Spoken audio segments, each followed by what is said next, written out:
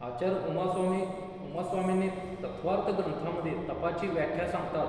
म्हणतात की इच्छा निरोध तपा, इच्छेचा निरोध करणे म्हणजे तप होय. तपसा निर्जराच, तपाने कर्माची निर्जरा होते. ज्याप्रमाणे प्रज्वलित अग्नी गवताच्या गंजीला जाळून भस्म करतो, त्याप्रमाणे तपरूपी अग्नी कर्मरूपी गवताला जाळून टाकते. त्यामुळे अशुद्ध आत्मा शुद्ध होतो.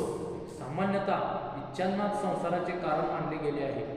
विनोबाजींनी एक सूत्र बनविले होते की मनुष्य वजा इच्छा आहे बरोबर ईश्वर.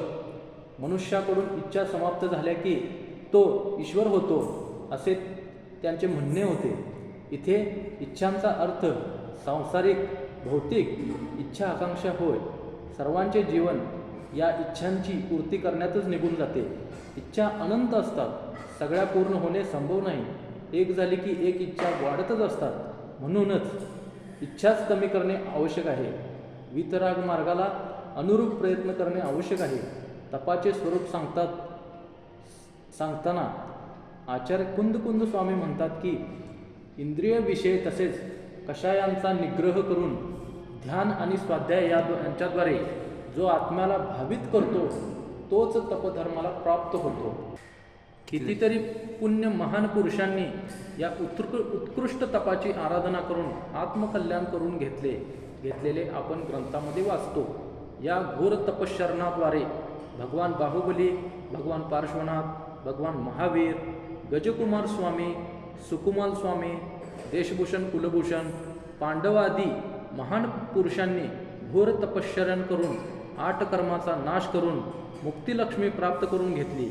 भगवान महावीरांनी 12 वर्षे कठोर तप केले. 12 वर्षाच्या काळामध्ये अवघे 345 दिवस आहार घेतला. या तपसाधनेमुळे अनेक सिद्धी प्राप्त होतात. या पंचम काळात सननहीन असून देखील चारित्र चक्रवर्ती आचार्य श्री शांतीसागरजी महाराजांनी सुद्धा कठीण तप केले. ते ध्यानाला बसले असता सर्प अंगावर खेळून गेला. तसेच वाघ सुद्धा त्यांच्यासमोर ते ध्यानात असताना बसून गेला. त्यांनी सेनिस्त्रीडित आदी अनेक कठीण व्रत तप केले. त्यांनी आपल्या 35 वर्षाच्या मुनी जीवनामध्ये 9938 उपवास केले. 35 वर्षामध्ये 9 वर्षे 6 महिनेच आहार घेतला. 25 वर्षे 6 महिने त्यांनी उपवास केले. आचार्य श्री शांतीसागरजी महाराजांनी जीवनामध्ये 18 करोड जप केले असे ते महान तपस्वी होते. आंब्याच्या झाडाला आंबे लागतात त्यावेळी त्यामध्ये आंबटपणा असतो व कठीणपणा असतो, रंगही हिरवा असतो. परंतु आंबा ज्यावेळी उष्णतेने पिकतो त्यावेळी त्यांच्यामध्ये गोडवा, सरसता, कोमलता, उज्ज्वलता येते. आपलेही तसेच आहे. तपस्या केल्यामुळे आपल्या जीवनामध्ये परिपक्वता येते, कोमलता येते, समरसता येते, गोडपणा आणि उज्ज्वलता येते. तपस्या भलेही कठीण वाटते, परंतु तपस्यामुळे जीवन सरळ व मृदू बनते. तपस्या करणाऱ्यांचे मन, वाणी आणि शरीर निर्मळ होते. तपस्येमुळे मन सहनशील आणि संवेदनशील बनते. वाणीमध्ये मृदुता येते आणि शरीर कष्टसहिष्णु आणि मजबूत बनते.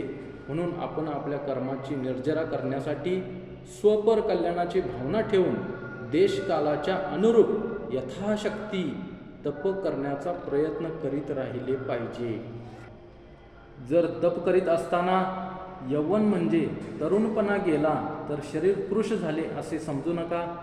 साधूंच्या सेवेमध्ये, वैयावृत्तीमध्ये धन खर्च झाले तर ते चांगल्या श्रेष्ठ कामासाठी गेले असे समजा.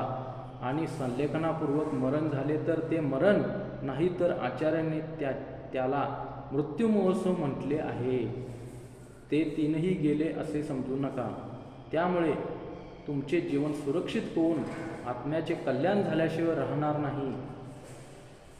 ओम श्री ओम ह्रीं श्रीं उत्तम तपधर्मांगाय नमः.